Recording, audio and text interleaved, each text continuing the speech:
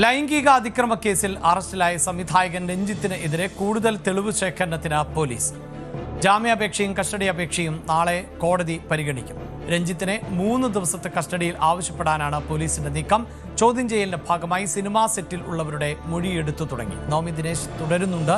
Navami, police കഴിഞ്ഞ ദിവസം തന്നെ ഈ വിവരശേഖരണവും തെളിവ് ശേഖരണവും ഒക്കെ ആരംഭിച്ചിരുന്നു. പക്ഷേ ക്യാരവനിൽ CCTV ഇല്ലാത്തത് വലിയ പ്രതിസന്ധിയാണ്. എന്നിരുന്നാൽ കൂടി ഈ സിനിമാ സെറ്റിലുള്ളവരുടെ മറ്റു മൊഴികൾ അല്ലെങ്കിൽ ആ സമയത്ത് ആ പ്രദേശത്തുണ്ടായിരുന്ന മറ്റുള്ളവർ അവരുടെയൊക്കെ വിവരങ്ങൾ ഇപ്പോൾ ശേഖരിച്ചു വരികയാണ്.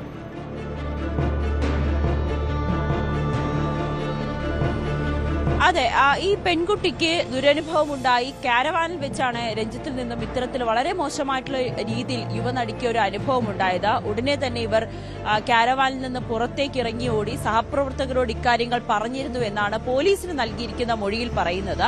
കമ്മീഷനും DCPയും അത് സ്ഥിരീകരിക്കുകയും ചെയ്തിരുന്നു. അങ്ങനെയാണെങ്കിൽ ആ സഹപ്രവർത്തകരുടെ മൊഴിയെടുക്കുക എന്നതാണ് പോലീസ് ഇപ്പോൾ കടന്നിരിക്കുന്നത്. പലരും കേരളത്തിന് പുറത്താണ് എന്ന് കൂടി പോലീസ് അന്വേഷണ സംഘത്തിന് വ്യക്തമായിട്ടുണ്ട്. ഇപ്പോൾ അവരെയൊക്കെ ഫോണിലൂടെയോ അല്ലെങ്കിൽ വിളിച്ചു വരുത്തി മൊഴിയെടുക്കാനുള്ള ഒരു സാധ്യതയൊക്കെയാണ് ഇപ്പോൾ നിലവിലുള്ളത്. അതോടൊപ്പം തന്നെ രഞ്ജിത്തിനെ രക്ഷപ്പെടാൻ സഹായിച്ചതിൽ നടൻ ജോബി കുര്യനും ഉണ്ടെന്ന് പറയുന്നുണ്ട്. അയാളെയും ഉടനെ തന്നെ ചോദ്യം ചെയ്യും. അതോടൊപ്പം തന്നെ ഒരു അസിസ്റ്റന്റ് ഡയറക്ടർ, ഒരു യുവതിയെ ചോദ്യം ചെയ്യാനും അന്വേഷണ സംഘം കടക്കുന്നുണ്ട്. കാരണം ഈ അസിസ്റ്റന്റ് ഡയറക്ടറാണ് ഈ യുവനടിയെ രഞ്ജിത്തിന്റെ കാരവാനിലേക്ക് പോകുമ്പോഴേക്കും പുറത്തുനിന്ന് കാവൽ നിന്നത് ഈ അസിസ്റ്റന്റ് ഡയറക്ടറാണെന്നാണ് പോലീസിന് ലഭിച്ചിരിക്കുന്ന വിവരം. അങ്ങനെയാണെങ്കിൽ അവരെയും ചോദ്യം ചെയ്യാനുള്ള ഒരു സാധ്യതയുണ്ട്. അവർക്കും അറിയായിരുന്നു ഇത്തരത്തിൽ രഞ്ജിത്ത് ഇത്തരത്തിലൊരു മോശം പ്രവൃത്തിക്ക് വേണ്ടിയിട്ടാണ് യുവനടിയെ വിളിച്ചു വരുത്തിയതെന്ന് അസിസ്റ്റന്റ് ഡയറക്ടർക്ക് അറിയാമായിരുന്നു എന്നായിരിക്കും പോലീസ് ഇവരിൽ നിന്നും പ്രധാനമായും ചോദിച്ചറിയുക.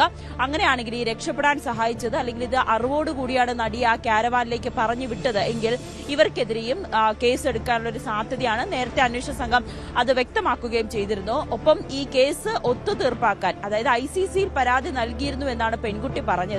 പക്ഷെ യാതൊരുവിധ നടപടിയും ഇത് ICCയിലുള്ള അംഗങ്ങൾ എടുത്തിരുന്നില്ല.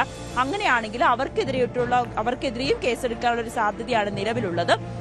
മറ്റൊന്ന്, നാളത്തെ കസ്റ്റഡി അപേക്ഷ നൽകുമ്പോൾ 3 ദിവസത്തെ കസ്റ്റഡിയിൽ ആവശ്യപ്പെടാനാണ് സാധ്യത. കാരണം വിശദമായി ചോദ്യം ചെയ്യേണ്ടതുണ്ട്. കഴിഞ്ഞ പ്രാഥമികമായ ചോദ്യം ചെയ്യലിൽ രഞ്ജിത്ത് ഈ കുറ്റം നിഷേധിച്ചിരിക്കുകയാണ്. അങ്ങനെയാണെങ്കിൽ വിശദമായിട്ടുള്ള ഒരു ചോദ്യം ചെയ്യൽ ആവശ്യമുണ്ട്. തെളിവുകൾ നിരത്തിയുള്ള ഒരു ചോദ്യം ചെയ്യലിലേക്കായിരിക്കും അന്വേഷണ സംഘം കടക്കുക. അതുകൊണ്ട് തന്നെയാണ് കൃത്യമായിട്ടുള്ള തെളിവുകൾ ശേഖരിക്കുന്നതിന് വേണ്ടി ഈ കാരവാൻ അടക്കം അവിടുത്തെ സമീപത്തെ CCTV അടക്കം ശേഖരിക്കുന്നതിനുള്ള പോലീസിന്റെ അടുത്ത നീക്കം ആ രീതിയിലേക്കാണ്. അതോടൊപ്പം തന്നെ ഈ കാരവാനിലേക്ക് എത്തിച്ച് തെളിവെടുപ്പും നടത്തേണ്ടതുണ്ട്. അതിനു വേണ്ടിയിട്ടാണ് 3 ദിവസത്തെ കസ്റ്റഡിയിലും ആവശ്യപ്പെടുന്നത്. നാളെ തന്നെയാണ് രഞ്ജിത്തിന്റെ ജാമ്യാപേക്ഷയും പരിഗണിക്കുക. യെസ്, അതിൽ ഈ സൂചിപ്പിക്കുന്ന പോലെ തന്നെ സിനിമാ മേഖലയിൽ നിന്ന് ഈ രഞ്ജിത്തിനെതിരെ ഉയർന്നു വരുന്ന ആദ്യത്തെ പരാതിയല്ല. അപ്പോൾ ഇങ്ങനെയൊരു പരാതിയൊക്കെ ഉയർന്നു വരുമ്പോൾ ഇതിനു മുമ്പും ഇത്തരം പരാതി ഉണ്ട് എന്ന സാഹചര്യം നിലനിൽക്കെ തന്നെ മേഖലയിൽപ്പെട്ടവർക്ക് പരാതി നൽകുമ്പോൾ അത് ഒതുക്കി തീർക്കാൻ ശ്രമിക്കുന്നുവെങ്കിൽ അത് അങ്ങേയറ്റം ഗുരുതരമായ ഒന്നായി തന്നെയല്ലേ പോലീസ് കണക്കാക്കുന്നത്. കഴിഞ്ഞ ദിവസം ഉണ്ണികൃഷ്ണൻ പറഞ്ഞത് അങ്ങനെ ഒരു പരാതിയൊന്നും ലഭിച്ചിട്ടില്ല എന്ന് B ഉണ്ണികൃഷ്ണൻ പറഞ്ഞിരുന്നു.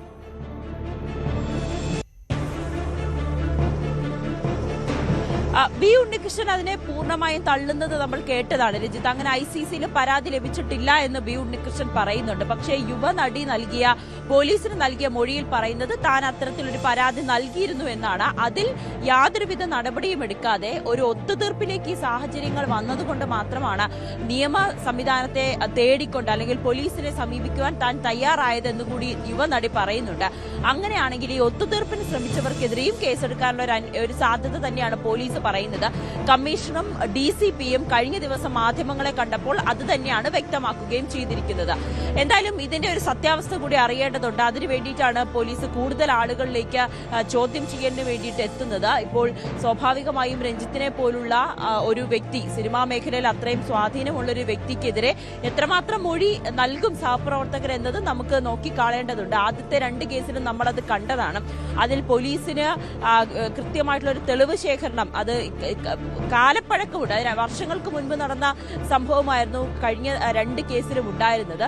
പക്ഷെ അതിന്റെ കേസ് നൽകാൻ ഉണ്ടായ കാലതാമസവും അതോടൊപ്പം തന്നെ തെളിവുകളുടെ അഭാവവുമാണ് രഞ്ജിത്തിനെ അന്ന് 2 കേസുകളിൽ നിന്നും രക്ഷപ്പെടാൻ സഹായിച്ചത്. പക്ഷേ ഇത്തവണ പോലീസ് കൃത്യമായിട്ട് തെളിവുകൾ ശേഖരിച്ചുകൊണ്ട് തന്നെ നാളെ കസ്റ്റഡി അപേക്ഷ നൽകുമ്പോൾ അല്ലെങ്കിൽ ജാമ്യാപേക്ഷ എതിർത്തുകൊണ്ട് കോടതിയിൽ തെളിവുകൾ അടക്കം ഹാജരാക്കാനാണ് തീരുമാനിച്ചിരിക്കുന്നത്. അഭിഭാഷകനടക്കം പറയുന്നത് ഈ അറസ്റ്റ് ചെയ്യുന്നതിനടക്കം വലിയ വീഴ്ച പോലീസിന്റെ ഭാഗത്ത് നിന്നും ഉണ്ടായി എന്നാണ്. പക്ഷേ പോലീസ് അതീവ രഹസ്യമായി തന്നെയാണ് തുടക്കം മുതൽ ഈ അന്വേഷണത്തെ നേരിടുന്നത്, അല്ലെങ്കിൽ ഇതിന്റെ ഒരു അന്വേഷണം നടത്തുന്നത്. ഒരു രഞ്ജിത്തിനെതിരെ കേസെടുത്തു അല്ലെങ്കിൽ ഇതിന്റെ പെൺകുട്ടിയുടെ രഹസ്യമൊഴി അടക്കം രേഖപ്പെടുത്തുന്നതിൽ ഒക്കെ അതീവ ജാഗ്രത പുലർത്തുവാൻ പോലീസിന് കഴിഞ്ഞിട്ടുണ്ട്. അതോടൊപ്പം തന്നെയാണ് ഈ രക്ഷപ്പെടാൻ തനിക്കെതിരെ കേസെടുത്തു എന്ന് മനസ്സിലാക്കിയ രഞ്ജിത്ത് രക്ഷപ്പെടാൻ ശ്രമിക്കുന്നതിനിടയിൽ തന്നെ കൃത്യമായി രഞ്ജിത്തിനെ വലവീശി പിടിക്കുവാനും പോലീസിന് കഴിഞ്ഞു.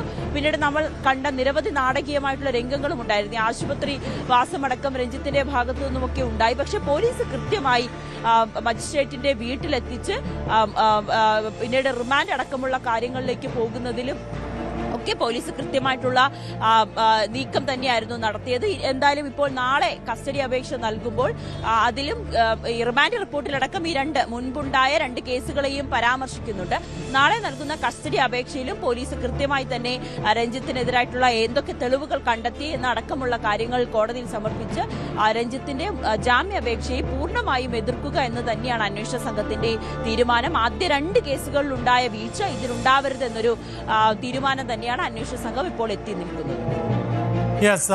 രഞ്ജിത്തിന് എതിരായ തെളിവുകൾ ശേഖരിക്കുന്ന നടപടികൾ ആണ് ഇപ്പോൾ പോലീസിന്റെ ഭാഗത്ത് നിന്ന് തുടരുന്നത്. ഒപ്പം പ്രവർത്തിച്ചിരുന്നവരുടെ മൊഴികൾ അടക്കം പോലീസ് രേഖപ്പെടുത്തുന്നുമുണ്ട്. നവമി ദിനേശ് ആണ് വിശദാംശങ്ങൾ നൽകിയത്. കൂടുതൽ വാർത്തകൾക്ക് News 18 Keralam YouTube channel subscribe ചെയ്യുക.